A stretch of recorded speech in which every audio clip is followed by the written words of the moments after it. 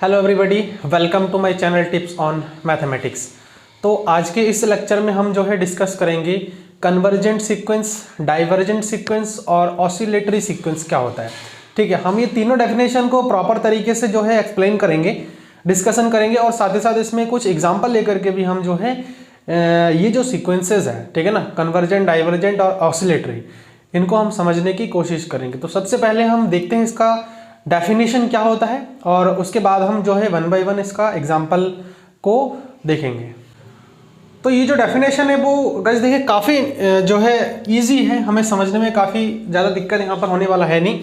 ठीक है, तो देखिए क्या है convergent sequence. A sequence is said to be convergent if it has limit. ठीक है ना, मतलब किसी सीक्वेंस को हम कन्वर्जेंट सीक्वेंस तब कहेंगे जब उसका कोई एक लिमिट हो। ठीक है ना, यानी कि एक फाइनाइट लिमिट हो। लिमिट के बारे में अगर आप लोगों को नहीं पता है तो प्रीवियस का लेक्चर था, उसमें मैंने लिमिट के बारे में डिस्कस किया था, limit point of a sequence और लिमिट ऑफ अ सीक्वेंस। ठीक है ना, अगर नहीं पता है तो आप लोग एक बार देख ले। तो अगर किसी सीक्वेंस में एक लिमिट एग्जिस्ट कर जाए तो उस कंडीशन में जो है हम ये कह सकते हैं कि वो सीक्वेंस हमारा कैसा सीक्वेंस होगा, कन्वर्जेंट सीक्वेंस होगा। ठीक है ना, और मैंने आप लोगों को ज्योमेट्रिकली एक चीज बताया था कि कन्वर्जेंट का मतलब क्या होता है कि भाई किसी सीक्वेंस का जो है जितने भी टर्म्स है ना, एक पॉइंट की ओर जाए, है ना, जितने भी टर्म्स है वो एक पर्टिकुलर पॉइंट की ओर अगर जाता है तो उस कंडीशन में उसको हम जो है कन्वर्जेंसी बोलेंगे या फिर कन्वर्जेंट ऑफ अ सीक्वेंस बोलेंगे। ठीक है ना, या फिर हम इसको इस प्रकार से भी लिख सकते हैं कि मतलब हम अगर एक सीक्वेंस एसएन ले तो लिमिट एन टेंस टू अगर इनफाइनाइट बोल दे, एसएन की बात करो तो एक फाइनाइट लिमिट हमें मिल जाए एन। तो यही चीज मैंने लिमिट के डेफिनेशन में भी आप लोगों को बताया था। तो हमें सिर्फ और सिर्फ चेक क्या करना है, limit n tends to infinite करके, है ना, एसएन में हमें जो रहेगा उसमें हमें इनफाइनाइट वैल्यू रखना है एन की जगह पर और देखना है कि क्या वैल्यू जो है उसमें आ रहा है। तो जैसे मैंने यहाँ पर एग्जांपल लिया है, एसएन जो है हमारे पास क्या है 1/n है। तो मैं चेक करता हूँ इसमें, आपको पता है कि ये 1/n वाला जो लिमिट है, ये जो एसएन सीक्वेंस है, ये सीक्वेंस मैंने लिया था, है ना, और इसका लिमिट हमने देखा था। ठीक है, इस सीक्वेंस का जो लिमिट था वो हमने देखा था कि 0 है। तो अगर 0 है इसका मतलब लिमिट एग्जिस्ट कर रहा है, तो इसका मतलब ये कन्वर्जेंस होगा, कन्वर्जेंट सीक्वेंस होगा। लेकिन अभी देखते हैं डेफिनेशन के according, limit n tends to infinite जो है एसएन हमारे पास क्या होगा, limit n tends to infinite, यहां पर मैं क्या लिख सकता हूं 1/n और 1/ इनफाइनाइट क्या होगा 0 आ जाएगा। मतलब 0 क्या है हमारे पास, एक फाइनाइट नंबर है, जैसे कि यहां पर एल आ रहा था तो कोई एक फाइनाइट है।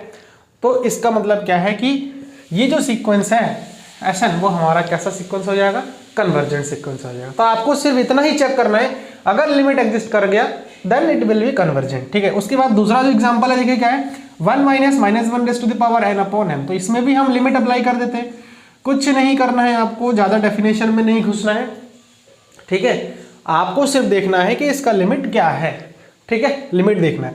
तो चलिए देखते हैं इसका क्या है limit, S N is equal to limit n tends to infinite. यहां पर देखिए 1 - -1 raise to the power n के जगह पे इनफाइनाइट अपॉन इनफाइनाइट। अब गाइस देखिए मैं जो है यहां पर सॉरी थोड़ा सा मिस्टेक हम कर गए हैं, क्या है यहाँ पर n रखना पड़ेगा क्योंकि हम लिमिट लेकर के चल रहे हैं। ठीक है, तो हम यहाँ पर क्या करेंगे, अब लिमिट अप्लाई कर देंगे तो -1 raise to the power infinite upon infinite. अब देखिए अब लोगों को पता है कि भाई -1 की पावर हम कितना भी कर दे, ठीक है ना, कितना भी कर दे वो हमारा जो है क्या रहना है, 1 ही रहना है।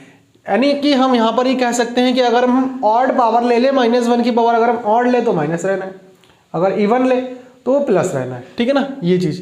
तो जो इनफाइनाइट है हमें नहीं पता कि ये क्या है, यहाँ पर ये ऑड नंबर है या फिर ये इनफाइनाइट जो है इवन नंबर है। तो हम एक टाइम के लिए ये मान के चल सकते हैं कि 1 यहाँ पर माइनस, यहाँ पर हमारा प्लस माइनस दोनों ही 1 आ जाए।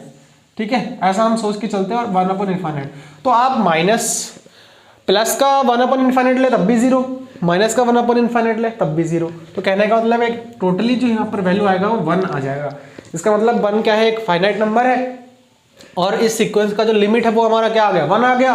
कहने का मतलब तो हम ये कह सकते हैं कि जो ये सीक्वेंस है वो हमारा एक कन्वर्जेंट सीक्वेंस है। ठीक है, होप कि आप लोगों को कन्वर्जेंट का कॉन्सेप्ट क्लियर हो गया। अब आ जाते हैं डाइवर्जेंट सीक्वेंस। बहुत इजी है, इसमें ज्यादा हम डीपली नहीं घुसेंगे। इसके बाद हम कुछ छोटे छोटे थ्योरम्स देख लेंगे जिनका यूज हम आगे करेंगे। ठीक है, तो यहां पर देखिए a sequence is called divergent if it has limit it's limit is infinite, मतलब है कि किसी सीक्वेंस को हम डाइवर्जेंट सीक्वेंस तब कहेंगे जब उसका जो लिमिट है वो या तो प्लस इनफाइनाइट हो जाए या फिर माइनस इनफाइनाइट हो जाए। ठीक, डाइवर्जेंट का मतलब क्या है कि जैसे हमने कन्वर्जेंट में पढ़ा था कि सीक्वेंस के जो टर्म्स है वो एक पर्टिकुलर वैल्यू की तरफ जो है जाए, ठीक है ना, हर एक मतलब सीक्वेंस के हर एक टर्म मतलब आगे की ओर अगर बढ़ते रहेगी सीक्वेंस में तो जो टर्म्स है वो हमारा किसी एक पर्टिकुलर वैल्यू की तरफ जो है अप्रोच कर जाए। जैसे इसके लिए हमने देखा था कि ये जो जीरो की ओर हम इसका अगर ज्योमेट्रिकली जो है स्टडी करना चाहे तो जो वैल्यू है हम अगर 1 2 3 रखते हैं तो वो जीरो के ऊपर कन्वर्ज कर जाता है, तो इसका लिमिट हमारा जीरो हो जाता है। लेकिन जहां बात करूं मैं डाइवर्जेंट की तो वहां पर हमारा जो है वैल्यू किसी एक पर्टिकुलर पॉइंट की तरफ जो है नहीं जाते हुए दिखता है, ठीक है ना, वहां पर हमें क्या है भाई वैल्यू जो है फैलता दिखता है, मतलब दोनों तरफ से फैलेगा। देखिए मैं अगर इसका अगर क्या कहते हैं ज्योमेट्रिकली अगर स्टडी करूं तो कैसा हमें मिलेगा, देखिए ये चीज हो जाएगा ना, यहाँ पर 1 2 3 4, इसी प्रकार से इधर आ जाएगा 1 2 3 4 और इस टाइप से आगे हमारा और भी चलता जाएगा। तो मैं अगर 1 रखूंगा तो इसका मतलब 1 आ रहा है, अगर मैं 2 रखूंगा तो 4 आ रहा है, यहाँ पर आ रहा है, अगर मैं 3 रखूंगा तो 9 आएगा, कहीं इधर आ जाएगा, अगर मैं ऐसे ही जो है 5 रखूंगा तो 25 आ जाएगा, कहीं यहाँ आ जाएगा। तो देखिए जो सीक्वेंस है वो हमारा किस टाइप से वेरी कर रहा है, जा रहा है ना, बहुत दूर जा रहा है, मतलब किसी पर्टिकुलर पॉइंट की तरफ वो नहीं जा रहा है, समझ में। तो ये देखिए कहाँ पे जा रहा है हमें नहीं पता, ठीक। तो इसीलिए जो है जब इस प्रकार का हमें ग्राफ दिखने को मिल जाए ज्योमेट्रिकली तो उसको हम जो है क्या बोल सकते हैं कि वो हमारा कैसा होगा, डाइवर्जेंट सीक्वेंस होगा। अब सिंपल ही है कि डाइवर्जेंट सीक्वेंस है तो हम इसमें क्या करेंगे, लिमिट का कॉन्सेप्ट लगा देते, देखते हैं एक बार। n tends to infinite Sn is equal to limit n tends to infinite और n स्क्वायर आ जाएगा क्योंकि इसका वैल्यू n स्क्वायर है। अब देखिए इनफाइनाइट का स्क्वायर यानी कि इनफाइनाइट, तो आ गया ना प्लस इनफाइनाइट। सिमिलरली अगर मैं माइनस इनफाइनाइट के लिए रखूं तो limit n tends to infinite Sn is equal to limit n tends to infinite minus n square. अब मैं यहाँ पर वैल्यू रख दूंगा माइनस इनफाइनाइट का होल स्क्वायर, तो यहाँ से हमारा आ जाएगा माइनस का इनफाइनाइट। तो ये देखिए दोनों ही सीक्वेंस के लिए हमारा माइनस इनफाइनाइट और प्लस इनफाइनाइट आ गया। तो जब कभी भी हमारे पास सीक्वेंस इस प्रकार से दिख जाए, उसका जो लिमिट है वो या तो प्लस इनफाइनाइट हो जाए माइनस इनफाइनाइट हो जाए, तो उस कंडीशन में हम उसको बोलते हैं डाइवर्जेंट सीक्वेंस, ठीक है। याद रखना ये कॉन्सेप्ट बहुत काम का है। अभी जब हम सीरीज के बारे में डिस्कशन करेंगे तो वहां पर भी इसका कॉन्सेप्ट बहुत है। हम कॉचेस जो है थ्योरम पढ़ेंगे लिमिट के लिए, वहां भी जरूरत पड़ेगी, ठीक है ना। काफी सारे टॉपिक होंगे जो कि इससे रिलेटेड होंगे, तो इसीलिए इसको आप अच्छे से क्लियर कर लीजिए, है ना। उसके बाद देखिए कौन सा है ऑसिलेटरी सीक्वेंस। ऑसिलेटरी सीक्वेंस को मैं आप एकदम सिंपल लैंग्वेज में अगर आप लोगों को बता दूं तो जब ना ही हमारा कन्वर्जेंट हो और ना ही हमारा डाइवर्जेंट हो तो उस कंडीशन में उस सीक्वेंस को हम ऑसिलेटरी सीक्वेंस बोलते हैं। If a sequence neither converges to a finite number nor diverges to plus infinite minus infinite then it is called oscillatory sequence, है ना। तो अगर कोई ऐसा सीक्वेंस आपको मिल जाए जो कि ना ही आपका जो है वो प्लस कोई एक फाइनाइट नंबर पर कन्वर्ज कर जाए, जैसे कि हमने इसमें देखा है, और ना ही जो है प्लस इनफाइनाइट में डाइवर्स करे और ना ही माइनस इनफाइनाइट में डाइवर्स करे, तो उस कंडीशन में उस सीक्वेंस को हम क्या बोल सकते हैं, ऑसिलेटरी सीक्वेंस बोलेंगे, ठीक। तो होप कि आप लोगों को कन्वर्जेंट, डाइवर्जेंट और ऑसिलेटरी का कॉन्सेप्ट आज जो है क्लियर हो गया है, ठीक। हम जो है अब यहाँ पर छोटे छोटे कुछ थ्योरम्स देखेंगे, उनका प्रूफ मैं आप लोगों को बताऊंगा नहीं, इसलिए नहीं बताऊंगा क्योंकि एग्जाम के पॉइंट ऑफ व्यू से उनका प्रूफ तो इंपॉर्टेंट नहीं है, बट उसका जो यूज है वो काफी जगह पर है। छोटे छोटे पॉइंट पर उसका हम यूज करेंगे, तो छोटे छोटे पॉइंट पर हम यूज करेंगे तो वहां पर डायरेक्टली अगर यूज कर दूंगा तो आप लोगों को समझ में नहीं आएगा, क्योंकि हम कई सारे ऐसे थ्योरम्स अभी देखेंगे आगे, कुछ लेक्चर्स में बताऊंगा जिसमें जो है थ्योरम प्रूव करवाऊंगा आप लोगों को इंपॉर्टेंट वो भी, तो उसमें जो है हम जो थ्योरम आज बताने वाला हूं मैं इन्हीं का यूज करेंगे, तो वहां पर आप लोग कंफ्यूजन ना हो, इसीलिए आप लोग उसको नोट कर लीजिएगा। सो चलिए देखते हैं क्या है थ्योरम। मैं आपको जो है नोट करके लिखाऊंगा, थ्योरम करके नहीं लिखाऊंगा, नोट करके लिखाऊंगा, ठीक है। तो देखिए यहाँ पर जो है 6 नोट्स जो है मैंने आप लोगों के लिए लिख दिया है, इसको मैं अभी समझा देता हूँ। Every convergent sequence is bounded, मतलब ये है कि जितने भी कन्वर्जेंट सीक्वेंस होगा वो हमारा बाउंडेड होगा, ठीक है ना। सीक्वेंस जैसे हमने सेट के लिए बाउंडेड और अनबाउंडेड में पढ़ रखा है ना, तो वैसे सीक्वेंस के लिए बाउंडेड अनबाउंडेड होता है, upper bound lower bound exist करता है, ठीक है ना। सुप्रीमम इन्फीमम एग्जिस्ट करता है। मैंने अभी तक आप लोगों से डिस्कशन नहीं किया है, बट हम आगे के लेक्चर में इसको डिस्कशन करने वाले हैं, ठीक है।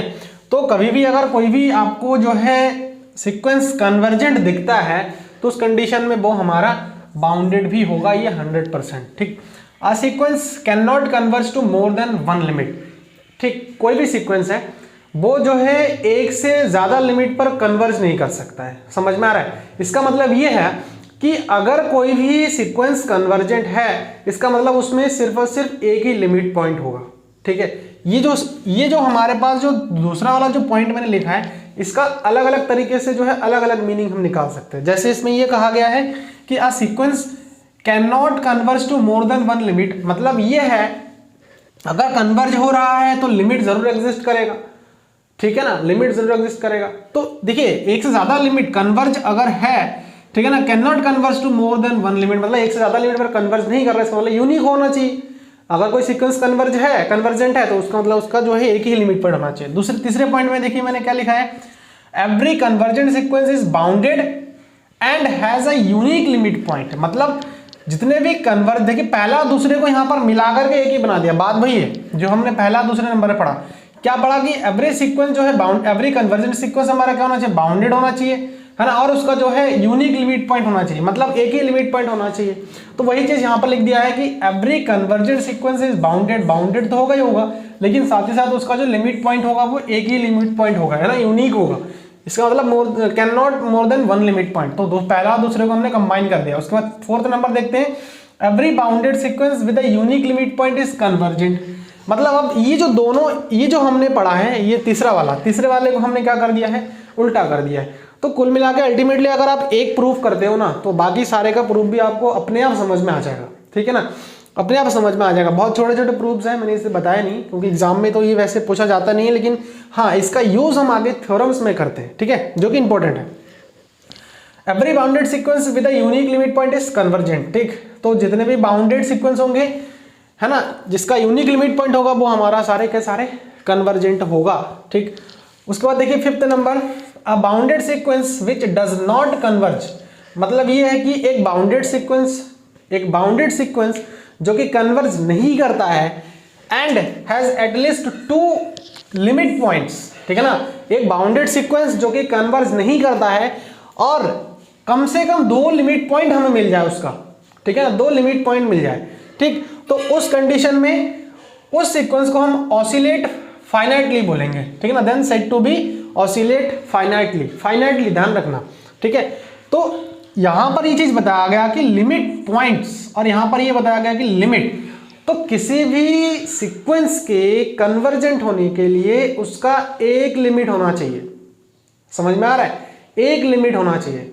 लेकिन कोई भी सीक्वेंस जो है अगर कन्वर्ज नहीं कर रहा है और दो जो है हमारे उसके लिमिट पॉइंट्स मिल रहे हैं तो जो है उस कंडीशन में ऑसिलेट फाइनाइटली हो जाएगा। अब एक चीज ध्यान रखना, लिमिट किसी भी सीक्वेंस का एक ही होता है, एक से ज्यादा लिमिट नहीं हो सकता है, ठीक है, एक से ज्यादा लिमिट नहीं हो सकता, लेकिन लिमिट पॉइंट एक से ज्यादा आपका हो सकता है, ठीक है, ये नेसेसरी है।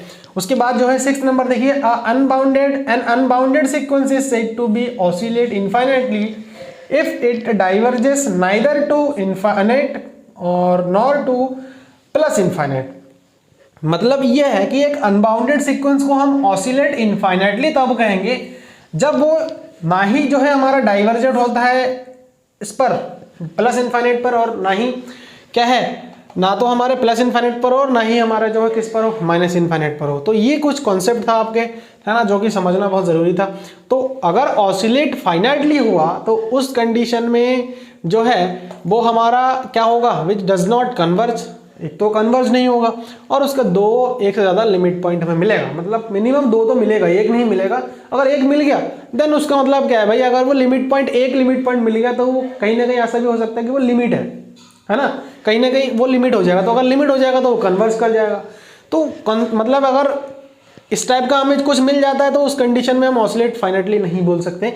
ऑसिलेट फाइनाइट के लिए दो लिमिट पॉइंट होने चाहिए, दो ज़्यादा भी हो सकता है ना, एटलीस्ट दो तो होना ही चाहिए, और वो कन्वर्ज नहीं होना चाहिए किसी पॉइंट पर, ठीक है। और अगर हमारे पास ना तो सीक्वेंस माइनस इनफाइनाइट और प्लस इनफाइनाइट कन्वर्ज करता है तो उस कंडीशन में डाइवर्ज करता है तो उस कंडीशन में उसको हम ऑसिलेट इन्फिनिटली बोलेंगे। ठीक है, तो कुछ कॉन्सेप्ट था हमारे, कुछ जो है डेफिनेशन था, वो होप कि आप लोगों को अच्छे से क्लियर हो गया है। ठीक है ना, तो नेक्स्ट लेक्चर तक आप जो है मेरे चैनल पर बने रहे। ठीक, और जो है जितना भी मैंने लेक्चर बनाए हैं रियल एनालिसिस में और भी कई सारे टॉपिक पर मैंने डिस्कशन किया है, तो आप लोग प्लीज़ मेरे प्लेलिस्ट में जाएं और जो है वहाँ पे सर्च करें। आप लोगों को जो भी हेल्पफुल लगता है, जो भी नीड है, आप लोग जो है मेरे चैनल से उसको प्राप्त कर सकते हैं। ठीक है ना, सो बने रहिए मेरे चैनल में, और अगर सब्सक्राइब नहीं किया तो उसको कर ले, नोटिफिकेशन बेल को भी प्रेस करना बिल्कुल भी ना भूलें। So thanks for watching this video.